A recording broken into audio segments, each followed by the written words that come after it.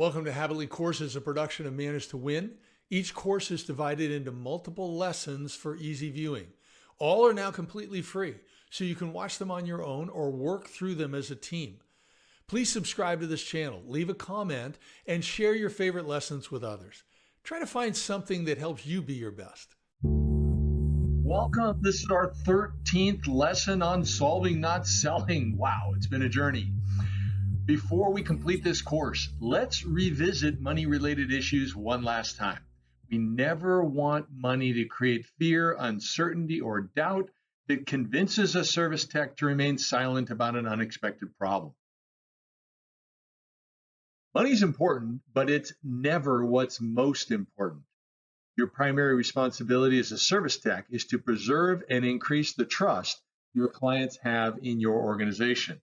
Although salespeople and others in your company interact with clients, it's often service techs who primarily determine the loyalty and success of client relationships. Quite frankly, this is because you're part therapist and part repair person. Employees of a client complain to you, and you must be a good listener. You then have to translate what they've explained into a real problem and confirm whether there's any other issues. Finally, you solve the problems, which relieves the stress of your patient, who's the employee of the client whom you're serving. How you handle yourself determines whether they like you, appreciate you, trust you, and stay loyal to your company. That's why a lot of this course builds on your soft skills, and we do not want you to be distracted by money issues. Here's 5 thoughts on money versus problem solving. Number 1, not much money. There once was a service technician who was completing a ticket and noticed something was wrong. Upon investigating further, the tech identified an unexpected problem. The tech estimated it would take $10,000 to resolve the issue. The service tech hesitated to communicate the problem because, quite frankly, $10,000 is a lot of money to them personally. It would be difficult for that tech to afford that unexpected expense. The service technician was concerned the client would become angry or frustrated if they brought the unexpected issue and cost to their attention. Although the service tech was trying to be thoughtful, they're looking at the issue through the wrong lens. They were comparing the $10,000 cost to their personal budget, whereas the client has much larger resources. Most of the time, clients fund issues when the risk costs more than the fix. For example, a client has 50 employees. When you divide that $10,000 estimate by 50 employees, the cost is only $200 per employee. $10,000 is not usually a big expense for a 50-person company if it makes sense. For instance, if it's going to enable them to do business better or avoid downtime. In some cases, a $10,000 unexpected expense may be very reasonable for even a 5 or 10-person organization. The cost of resolving the problem is not the primary issue. The main concern of the client is understanding the positive ROI. This is how the value of your recommended services exceeds the value they place on their $10,000. Here's another example. A service tech proposes a $10,000 solution to resolve an unexpected problem. If the client accepts the recommendation, then they avoid 1 day of downtime for one of the most profitable work groups. If that work group went down for even 1 day, the cost would be $106,537 in wasted compensation to those employees, lost revenue and lost opportunities to generate additional business. You can see it's a much larger risk. Don't make the mistake of considering your estimated cost to fix the unexpected problem as though you had to pay for it. Your clients do not want you to make these decisions for them. It's an expense they must resolve within their budget, which is out of your control. Simply explain the problem and possible solutions, and then let them decide. All right, number 2, they say no.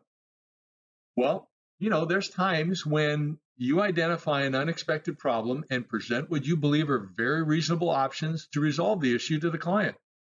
However, they decide not to follow your advice.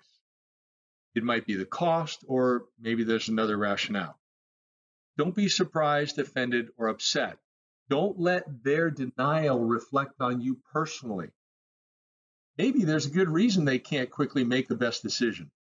Your primary objective remains the same. Protect and continue to increase the trust you and the client have in each other. Put your relationship with them first. Maybe your only option is to do a low-cost patch or an interim solution for now. Our point is your organization must define and maintain a very clear process to respectfully, professionally present solutions and document each client's decision. Every service technician must follow the same process. It's really important. There has to be consistency.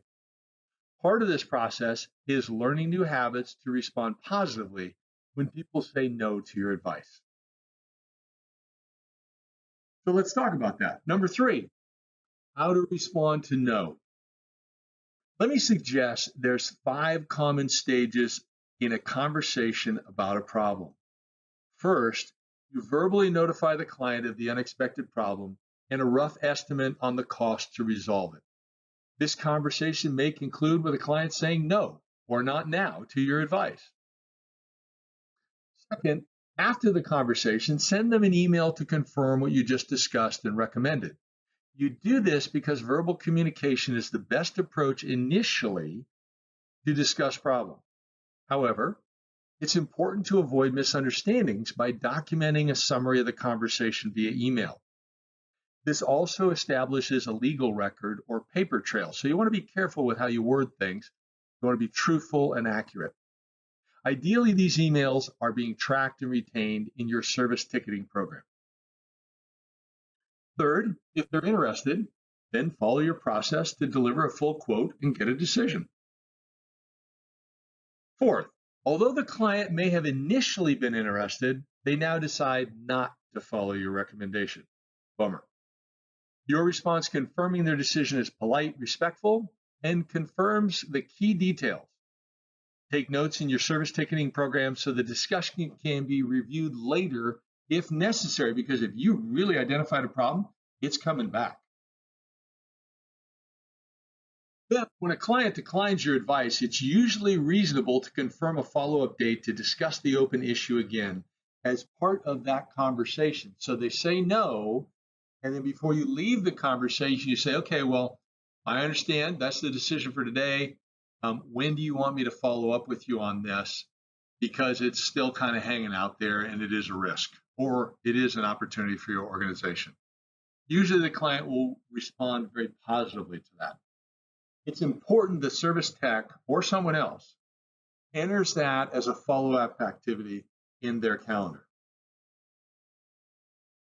Number 4, we want to focus on how, not why. Some service technicians ask themselves or others, why should I inform the client of this unexpected issue or expense when the result will be something negative?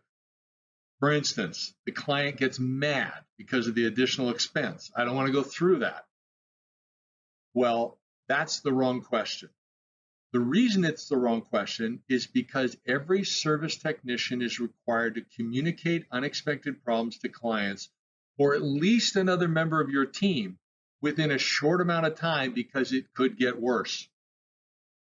The primary responsibility of service technicians is solving problems.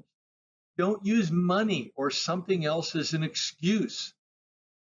The why you shouldn't speak up is not the right question. You're not doing your job when you remain silent about an issue. So don't ask why. Instead, ask these 3 how questions. Number 1, how bad is this issue and the risks? Number 2, how do I solve this problem? And number 3, how can I present this information to the client or maybe my team member based on their communication style? That's really important to think about, particularly if you get a little bit stressed that there's going to be some negativity. They want to receive information a certain way. They like a lot of data. They like summary information. They like it in writing. They like it verbal, whatever. So you need to adapt to their communication style to have it go the best it can go. Number 5, positive ROI. For those of you who are not familiar with the term, ROI means return on investment. It's a performance measure to evaluate the efficiency and profitability of an investment of resources. For instance, let's say you invest $1,000 in gold and 1 year later you sell it for $1,200. Then your positive ROI is $200. That's a return of 20% or 1.2x over that year on your $1,000 investment. Positive ROI means there's a profit. Negative ROI means there's a loss. In business, obviously, we need positive ROI to pay our bills and generate additional cash to support growth. Informing clients of unexpected problems always generates a positive ROI. You're solving an issue which saves clients time, money, stress, and other expenses. It also reinforces the high quality of services your company is delivering to the client. Should the client decline to address the issue, then your communication made it their liability. In contrast, not communicating the unexpected issue always generates a negative ROI. This is because you're failing to resolve a problem before it costs a client time, money, stress, or another expense. Basically, you're making it your liability or your company's liability. You don't want to do that. Doing nothing can also embarrass your company, hurt the reputation of your team, increase costs for your firm. Your firm might have to pay some damages. And quite frankly, you might lose the client. You don't want any of those things to happen. This lesson explained why cost or money is not an excuse to remain silent about fixing unexpected problems. Money's never the primary issue. Clients must be informed. A no answer is not ideal, but hey, it's okay. Develop your skills to present a positive ROI. Focus on how to present the situation, not focusing on why you should avoid speaking about it. Unfortunately, if we're going to be candid, the thought of a client being upset when they learn of a new issue or dismissing your advice can convince many people, particularly service technicians, to avoid talking about new problems. We hope this lesson increases your courage to communicate problems you identify, even when it's uncomfortable. If you're a service tech and still don't believe you should present an unexpected problem to a client or a team member, or you're unwilling to do so, one option is contact us directly at info@manage2win.com. We'd be happy to discuss your reasoning with you and help you work through it. Congratulations! This concludes our 13th lesson on solving, not selling. We only got one more to go. We discussed 5 considerations when money is an issue as you report unexpected problems to a client or your team. Here's what we covered. First of all, it's really not that much money. It's not your personal budget that's paying for it. It's a company that has larger resources. Second of all, a no response is okay. It's not ideal, but it's okay. You're still doing your job. How to respond to no? How do you do that professionally, politely, respectfully? How to focus when you're facing this unexpected problem? It's how you're going to present the information, not why you should not present it. And then positive ROI. If you bring the client or your team a positive ROI, so if we do this, there's this big benefit, then they're more likely to go with you. As you can see, money's important, but it's not the only thing. It's never the only thing. Please pass the exam below to complete this lesson and then proceed to lesson number 14, the final training of this course. It walks through 4 common outcomes. When you identify a problem, explain it, and suggest solutions to a client or a team member. Quite frankly, there's only 4 outcomes that are possible. We'll walk you through each one, and each one's okay. Thank you.